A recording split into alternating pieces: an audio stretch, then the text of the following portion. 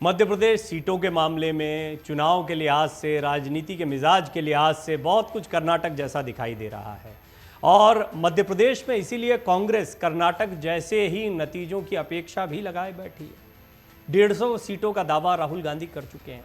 लेकिन इस सब के बीच में कर्नाटक और मध्य प्रदेश में कांग्रेस के लिहाज से एक और बड़ी समानता देखने को मिल रही है। आपने देखा कि कर्नाटक में चुनाव के पहले ही भारत जोड़ो यात्रा के साथ ही फिर चुनाव प्रचार के दौरान एक नाम बड़ा जमकर गूंजा। नाम है डीके शिव कुमार।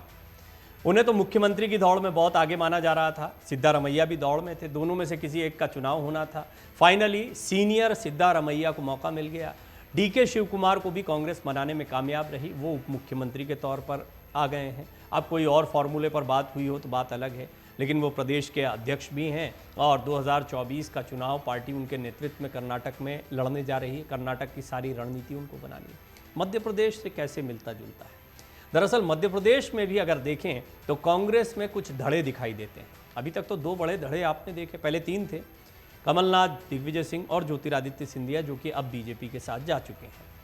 लेकिन ऐसे में एक और धड़ा है, ये अपेक्षाकृत युवा धड़ा दिखाई देता है। कमलनाथ और दिग्विजय सिंह की पटरी इसलिए बैठती है क्योंकि सीनियर नेता है, लेकिन इन सब के बीच में जीतू पटवारी का नाम बहुत तेजी से सामने आया। जीतू पटवारी यूं भी जो मध्य प्रदेश की राजनीति को जानते हैं, खासतौर पर मालवा निमाड़ की राजनीति को जानते हैं, उनके लिए बड़ा चर्चित चेहरा रहा है कांग्रेस की तरफ से। धुआंधार वक्ता रहे हैं, फायर ब्रांड नेता के तौर पर अपनी पहचान बनाई है। राहुल गांधी उनको बहुत पसंद करते हैं। भारत जोड़ो यात्रा के दौरान भी उनकी काफ़ी क्लोजनेस देखने को मिली थी राहुल गांधी के साथ में। दिलचस्प पहलू रहा, अभी एक बैठक हुई दिल्ली में। बैठक में कमलनाथ के साथ तमाम बड़े नेता आए, जीतू पटवारी नहीं थे। राहुल गांधी ने फौरन उन्हें जूम कॉल पर जुड़वाया। ये जीतू पटवारी की अहमियत को बताता है कि कम से कम राहुल गांधी या शीर्ष नेतृत्व उनके बारे में किस तरीके से सोचता है। कमलनाथ और उनके बीच में कुछ खींचतान की बातें भी कही जाती हैं, लेकिन ये देखा गया खींचतान तो सिद्धारमैया शिव कुमार के बीच भी थी, लेकिन दोनों कई बार साथ में आए। चुनाव प्रचार के दौरान भी दोनों ने साथ में अपील की। अब देखना होगा कि क्या मध्य प्रदेश में चुनाव से पहले जीतू पटवारी बन रहे हैं एमपी के शिव कुमार। मध्य प्रदेश में इस साल नवंबर या दिसंबर में विधानसभा के चुनाव होने हैं, लेकिन उससे पहले कर्नाटक की तरह यहाँ भी कांग्रेस में एक अंदरूनी घमासान सा देखने को मिलता है और इसमें 2 चेहरों पर राजनीति देखने को मिलती है। अब इसको घमासान कहें या कांग्रेस की रणनीति कहें, कहना बड़ा मुश्किल है। दूसरा, कोई भी ऐसा राजनीतिक दल नहीं होता जहाँ पर इस तरह की उठापटक ना हो। राजस्थान, मध्य प्रदेश, कर्नाटक, ये सब इसके उदाहरण हैं। मध्य प्रदेश में अभी कांग्रेस जो है वो पूरी तरह से दिग्विजय सिंह और कमलनाथ के इर्द गिर्द दिखाई दे रही थी, लेकिन सत्ता का संतुलन कहें, युवाओं को आगे बढ़ाना कहें, नए चेहरों को मौका कहें, जीतू पटवारी बड़ी तेजी से उभर कर सामने आए हैं। अब मध्य प्रदेश में होने वाले विधानसभा चुनाव से पहले पार्टी के प्रदेश अध्यक्ष पूर्व मुख्यमंत्री कमलनाथ और कांग्रेस के कार्यकारी प्रदेश अध्यक्ष पूर्व मंत्री जीतू पटवारी के बीच क्या कुछ चल रहा है, इस पर सबकी निगाहें चली गई हैं। कमलनाथ और कांग्रेस विधायक जीतू पटवारी की राजनीतिक जग जाहिर है। कमलनाथ उन्हें ज़्यादा पसंद नहीं करते और जीतू पटवारी भी उन्हें तवज्जो नहीं देते। दिल्ली में हुई बैठक के बहाने दोनों नेताओं के बीच की तनातनी एक बार फिर चर्चा का विषय बनी। दरअसल हुआ यूं कि विधायक जीतू पटवारी को नजरअंदाज कर कमलनाथ दिग्विजय सिंह, विवेक तनखा, अरुण यादव समेत प्रदेश के 12 बड़े नेताओं को लेकर दिल्ली पहुंचे थे। बैठक शुरू हुई। कांग्रेस के पूर्व अध्यक्ष राहुल गांधी ने देखा कि प्रदेश से आए नेताओं में पटवारी नहीं है। इसके बाद राहुल गांधी के निर्देश पर पटवारी को जूम ऐप से मीटिंग में जोड़ा गया। उन्होंने संगठन की बेहतरी के लिए सुझाव भी दिए। पटवारी प्रदेश कांग्रेस के कार्यकारी अध्यक्ष भी हैं। बावजूद इसके उन्हें दिल्ली की बैठक में शामिल होने की कोई सूचना नहीं दी गई थी, लेकिन राहुल गांधी के हस्तक्षेप के बाद वो पूरे 2 घंटे तक ऐप के माध्यम से मीटिंग से जुड़े रहे। इतना ही नहीं, उनके अलावा कांग्रेस विधायक कमलेश्वर पटेल को भी ऑनलाइन मीटिंग से जोड़ा गया था। बैठक में राहुल ने प्रदेश के नेताओं से कहा कि कर्नाटक में जिस शैली में चुनाव लड़ा उसे मध्य प्रदेश में भी अपनाया जाए। स्थानीय मुद्दों पर भाजपा सरकार को घेरने में कसर न रखी जाए। बैठक के दौरान पटवारी और पटेल ने भी प्रदेश की चुनावी रणनीति को लेकर अपने सुझाव दिए। बैठक को लेकर विधायक पटवारी ने कहा कि दिल्ली से कॉल आया था, इसके बाद ऑनलाइन मीटिंग से जुड़ा था। बैठक में क्या चर्चा हुई ये मैं नहीं बता सकता हूँ। विधायक कमलेश्वर पटेल ने कहा कि मीटिंग से जुड़ने के लिए हमारी तरफ से आग्रह नहीं किया गया था, दिल्ली से ही मुझे जोड़ा गया था। हमने पार्टी फोरम पर जो बात रखी वो मीडिया में बताने का विषय नहीं है। भाजपा के प्रदेश प्रवक्ता नरेंद्र सलूजा ने कहा कि प्रदेश में कांग्रेस एकजुट रहने का दावा कर रही है, लेकिन दिल्ली की बैठक से पटवारी पटेल को दूर रखने के प्रयासों ने बता दिया कि सबको साथ लेकर नहीं चल रहे हैं। कमलनाथ के बारे में ये बात उन्होंने कही। कुल मिलाकर बीजेपी की भी नज़र इस बात पर बनी हुई है कि किस तरह का सियासी घमासान कांग्रेस के अंदर देखने को मिल सकता है, लेकिन ये बात भी बहुत स्पष्ट है कर्नाटक भी इसी अंदाज में देखा गया। बेशक आपने डीके शिव कुमार और सिद्धारमैया को कई मोर्चों पर साथ में देखा, और हो सकता है कि आप आने वाले दिनों में जीतू पटवारी, कमलनाथ को भी एक मंच पर देखें। जब राहुल गांधी होंगे, प्रियंका होंगी, तो हो सकता है कि इन क्षेत्रों में आप दोनों चेहरों को एक साथ देख भी पाएँ। लेकिन एक सियासत में उत्तराधिकारी होना या फिर चेहरे के तौर पर उभर कर सामने आना, ये ऐसा विषय होता है जो लड़ाई को बड़ा गर्मा देता है। कमलनाथ निर्विवाद रूप से सबसे बड़े चेहरे के तौर पर मध्य प्रदेश में दिखाई देते हैं। ठीक वही स्थिति है जो सिद्धारमैया की कर्नाटक में है, लेकिन कमलनाथ तो और पुराने नेता हैं, कांग्रेस की ही राजनीति रही है। सिद्धारमैया तो बाहर से आए थे, इसके बावजूद उनकी सीनियरिटी को ध्यान में रखा गया। लेकिन डीके शिव कुमार को भी निराश नहीं किया गया, डिप्टी सीएम बनाया गया, एक ही डिप्टी सीएम रखा गया। उनकी ताकत को, उनके कद को ऐसे भी बढ़ाया गया कि उनको प्रदेश अध्यक्ष भी बनाए रखा गया। क्या जीतू पटवारी को लेकर भी कांग्रेस कुछ इसी तरह का प्लान करेगी और सत्ता के संतुलन को अपनी पार्टी में भी बनाए रखेगी? यूं तो आज भी गहलोत और पायलट एक साथ आ गए पार्टी के साथ में, लेकिन इसके बावजूद उनकी खींचतान कैसे पार्टी के लिए परेशानी का सबब बन जाती है और दूध का जला छाछ फूंक फूंक कर पीता है। ज्योतिरादित्य सिंधिया कभी पार्टी छोड़कर ऐसे चले जाएंगे, किसी ने नहीं सोचा था। कितना बड़ा झटका कांग्रेस को लगा। लिहाजा कांग्रेस हर तरह का चेक एंड बैलेंस बनाकर रखना चाहती है और इसीलिए जीतू पटवारी को भी ताकत दी जा रही है, इंपॉर्टेंस दिया जा रहा है।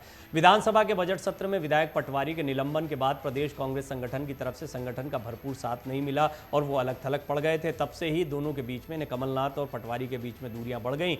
कमलनाथ जब इंदौर आते हैं तो पटवारी खाना पूर्ति के लिए उनसे मिलने चले जाते हैं। जैसा मैंने कहा कि एक मंच पर दिखाई देंगे, एक ही पार्टी के हैं और कमलनाथ सीनियर लीडर हैं उनके। अब विधानसभा चुनाव से पहले ये देखना लाजमी होगा कि कमलनाथ और जीतू पटवारी के बीच जारी वर्चस्व की लड़ाई हल होती है या फिर ये फ़ायदा पहुंचाती है, नुकसान पहुंचाती है, तो आने वाला समय बताएगा। लेकिन देखिए, आप अलग अलग इलाके हैं। मैंने कुछ रिपोर्ट्स में आपको बताया कि महाकौशल के इलाके पर कमलनाथ अपनी पकड़ रखते हैं, तो मालवा निमाड़ पर फोकस जो है वो जीतू पटवारी को करना है। तो जीतू पटवारी किसानों पर और मालवा निमाड़ के अन्य क्षेत्रों पर ज़्यादा फोकस करते दिखाई देंगे और उनका चेहरा भी उन्होंने हाल के दिनों में काफ़ी मजबूत किया है। तो बहुत दिलचस्प चुनाव आपको मध्य प्रदेश का देखने को मिलेगा। इसमें कर्नाटक की तर्ज पर काफ़ी कुछ है, चाहे सीटों के लिहाज से देखा जाए, मुद्दों के लिहाज से देखा जाए। लेकिन एक और बहुत दिलचस्प पहलू ये कंपैरेटिव स्टडी में सामने आता है कि मध्य प्रदेश कर्नाटक में दोनों में दो दो चेहरे जो हैं वो कांग्रेस जनता के सामने रख रही है। वहाँ शिव कुमार और सिद्धारमैया दोनों चेहरे उतारे गए मैदान में। पहले से तय था इन दोनों में से कोई एक मुख्यमंत्री होगा और अब मध्य प्रदेश में भी ऐसा लगता है कि कमलनाथ, बेशक दिग्विजय सिंह से लेकर सभी लोग कह रहे हैं कि वही अगले मुख्यमंत्री होंगे, लेकिन इसके बावजूद जिस तरीके से पटवारी को इंपॉर्टेंस राहुल गांधी ने दिया वो ये दिखाता है कि अपने पत्ते अभी कांग्रेस मुख्यमंत्री के चेहरे पर नहीं खोलेगी और निश्चित तौर पर जीतू पटवारी और ज़्यादा अहमियत लेते दिखाई देंगे। प्रदेश में आगामी विधानसभा चुनाव को देखते हुए पार्टी को जनता के बीच एकजुटता का संदेश भी देना, इसके लिए भी इन दोनों का साथ में दिखना ज़रूरी है। अब ये देखना होगा कि जीतू पटवारी को किस तरह की जिम्मेदारियाँ दी जाती हैं, स्क्रीनिंग कमेटी को लेकर क्या फैसले होते हैं, किस तरीके से कमलनाथ और इनका सामंजस्य चलता है, किस तरह से जिम्मेदारियों का बंटवारा होता है, खासतौर पर तब जबकि तमाम नेता बड़े नेताओं की जल्द से जल्द रैलियां मध्य प्रदेश में कराने की मांग कर रहे हैं। राहुल गांधी ने दावा कर दिया है कि मध्य प्रदेश में हम 150 सीटें जीतने जा रहे हैं। कमलनाथ ने कहा है कि ये बात यूं ही नहीं कही गई है, इसके लिए इनपुट मिले हैं, बाकायदा सर्वे किए जा रहे हैं। इंटरनल रिपोर्ट बताती है कि हमारी स्थिति काफ़ी मजबूत है। अब बड़ा सवाल है कि क्या कर्नाटक की तरह मध्य प्रदेश में राहुल गांधी की भारत जोड़ो यात्रा अपना कमाल दिखा पाएगी? भारत जोड़ो यात्रा क्यों आई? क्या दोबारा भारत जोड़ो यात्रा निकलने जा रही है और वो भी खास तौर पर मध्य प्रदेश के लिहाज से? क्या राहुल गांधी की यात्रा का फायदा मध्य प्रदेश में भी देखने को मिलेगा? ये भी एक बड़ा सवाल है।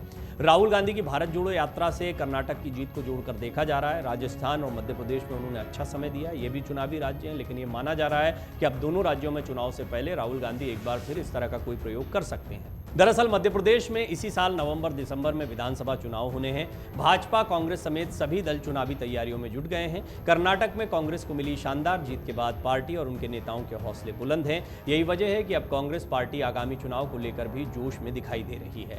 कांग्रेस ने अब उन राज्यों में अपनी तैयारियां तेज कर दी है जहां 2024 के लोकसभा चुनाव से पहले विधानसभा चुनाव होने हैं। मध्य प्रदेश में भी इस साल विधानसभा चुनाव होने हैं और अब चुनाव से पहले पार्टी के पूर्व अध्यक्ष राहुल गांधी ने दावा कर दिया है कि कांग्रेस मध्य प्रदेश में 150 सीटें जीतने जा रही है। लेकिन सबसे बड़ा सवाल यह है कि एमपी में कांग्रेस 150 सीटें जीतेगी कैसे? क्या फॉर्मूला है? आइए हम आपको बताते हैं एमपी में चुनाव से पहले कांग्रेस ने कौन से 5 बड़े वादे किए हैं। तो कर्नाटक का मॉडल पहले तो लागू किया जाएगा, भारत जोड़ो यात्रा की सफलता को आगे बढ़ाया जाएगा। तीसरी बड़ी बात है कि भ्रष्टाचार के मुद्दे को मध्य प्रदेश की वर्तमान सरकार के खिलाफ एक बड़ा मुद्दा बनाया जाएगा। ये 3 वही फॉर्मूले हैं, वही चीज़ें हैं जो कर्नाटक में कांग्रेस के बहुत काम आई हैं। अब पहले तो 5 वादों पर गौर करिए जिनको 5 गारंटी कहा गया कर्नाटक में। पहला, गैस सिलेंडर 500 रुपये में देंगे।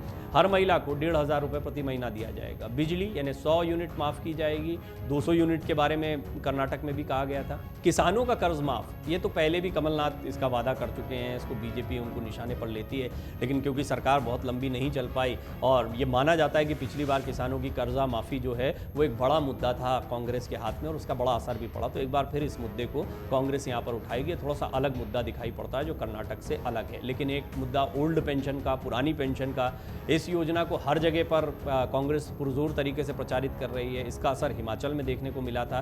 कर्नाटक में मुद्दे दूसरे थे, लेकिन यहाँ पर भी ओल्ड पेंशन की बात कही गई थी और ये मैंने पहले भी कुछ रिपोर्ट्स में आपको बताया कि ओल्ड पेंशन तो ऐसा मुद्दा है जो हर विधानसभा चुनाव में और आगामी लोकसभा चुनाव में कांग्रेस उठाती रहेगी। कांग्रेस के पास में एक बहुत बड़ा मुद्दा है। आइए हम आपको बताते हैं कि भारत जोड़ो यात्रा से कांग्रेस को क्या उम्मीदें हैं।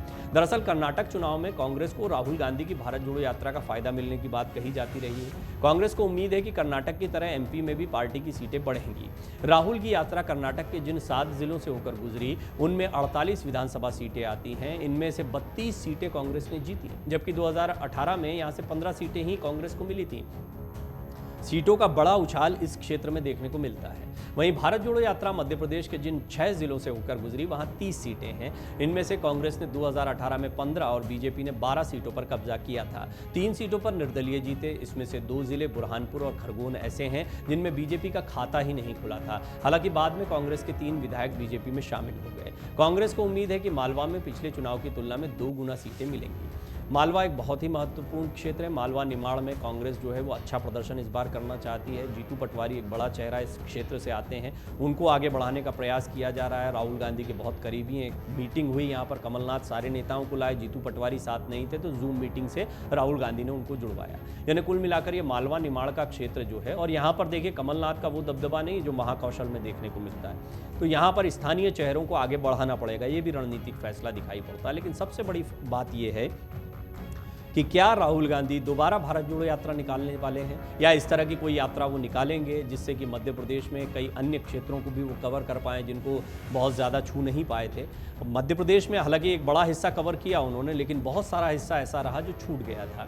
अब मध्य प्रदेश के स्थानीय नेताओं की ये मांग है कि बड़े नेताओं की रैलियां, दौरे अभी से शुरू कर देना चाहिए। प्रियंका तो बाकायदा इसके लिए तैयार भी हो गई हैं। प्रियंका को लेकर एक रणनीति भी बनाई गई है, इस पर हमने कई रिपोर्ट्स आपको दिखाई हैं। लेकिन राहुल गांधी को लेकर भी इस तरह की तैयारी चल रही है कि वो भारत जोड़ो यात्रा जैसा प्रयोग राजस्थान, मध्य प्रदेश में करते दिखाई दे सकते हैं। ये तो पहले से ही तय था कि पूर्व से पश्चिम तक वो यात्रा निकालेंगे, जैसे दक्षिण से उत्तर तक उन्होंने निकाली थी। अब ये प्रयास किया जा रहा है कि क्योंकि ये चुनावी राज्य हैं, 3 राज्य खासतौर पर जो पूर्व से पश्चिम की एक रेखा में आते हैं, जिनमें राजस्थान, मध्य प्रदेश और छत्तीसगढ़ शामिल हैं, तो क्या यहाँ से भी यात्रा होकर गुजरेगी या किस तरीके से रूट मैप बनाया जाएगा, ये बहुत महत्वपूर्ण रहने वाला है। अब एक और बड़ा फैक्टर है जो मध्य प्रदेश की सियासत में नज़रअंदाज नहीं किया जा सकता, वो है सिंधिया की बगावत से नाराजगी का फायदा कांग्रेस कितना उठा सकती है। कांग्रेस को उम्मीद है कि केंद्रीय मंत्री ज्योतिरादित्य सिंधिया और उनके समर्थक विधायकों की बगावत का भरपूर फायदा इस बार के विधानसभा चुनाव में मिलने वाला है। कांग्रेस नेताओं का मानना है कि सिंधिया और उनके समर्थकों की बगावत से प्रदेश में नाराजगी है, क्योंकि जनता ने कांग्रेस को वोट दिया था।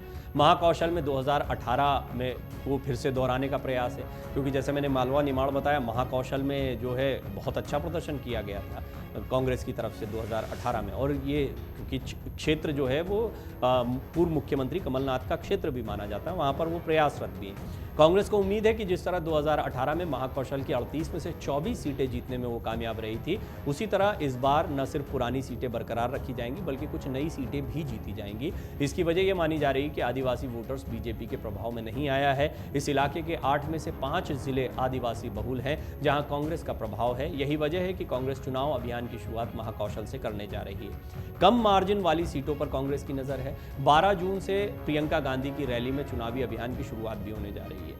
कांग्रेस की राष्ट्रीय महासचिव प्रियंका गांधी 12 जून को जबलपुर से रोड शो और आम सभा संबोधित कर विधानसभा चुनाव प्रचार करेंगी। इसकी शुरुआत कर रही हैं। इसके बाद कांग्रेस के पूर्व राष्ट्रीय अध्यक्ष राहुल गांधी और कांग्रेस के राष्ट्रीय अध्यक्ष मल्लिकार्जुन खड़गे की आम सभाओं को लेकर पीसीसी एआईसीसी से समन्वय कर कार्यक्रम तैयार किया जा रहा है। इस बारे में अभी प्रारंभिक औपचारिक चर्चाएं हुई हैं। राहुल गांधी और खड़गे के प्रदेश में जुलाई अगस्त के बाद आगे चुनाव तक के प्रोग्राम तैयार होंगे। आपको बता दें, मध्य प्रदेश में पिछला विधानसभा चुनाव कई मायनों में बेहद रोमांचक रहा था। 230 सदस्यीय विधानसभा में कांग्रेस को बहुमत से 2 कम सीटें मिली थी, 114 सीटें मिली थी। भाजपा को 109 सीटें मिली थी। हालांकि यह भी दिलचस्प था कि भाजपा को 41% वोट मिला था, जबकि कांग्रेस को इसके आसपास 40.9%। दोनों का वोट प्रतिशत भी लगभग बराबर था। बहुत भाजपा को छोटा सा मार्जिन ज्यादा था, सीटें कम थी। लेकिन बसपा को 2 जबकि अन्य को 5 सीटें मिली थी। नतीजों के बाद कांग्रेस को बसपा, सपा और अन्य का साथ मिला सरकार बन गई। इस तरह से राज्य में 15 साल बाद कांग्रेस के नेतृत्व में सरकार बनी। कमलनाथ मुख्यमंत्री बने। मध्य प्रदेश में कांग्रेस की सरकार सिर्फ 15 महीने चल पाई। वजह रहे सिंधिया। 15 महीने बाद एक बार फिर राज्य में भाजपा की सत्ता में वापसी हुई। इस वक्त 230 सदस्यीय विधानसभा में भाजपा के 127, कांग्रेस के 96, निर्दलीय 4, 2 बसपा और 1 सपा के विधायक हैं। मन से उजाला कर चले, मन से उजाला कर चले, एक अमर उजाला कर चले।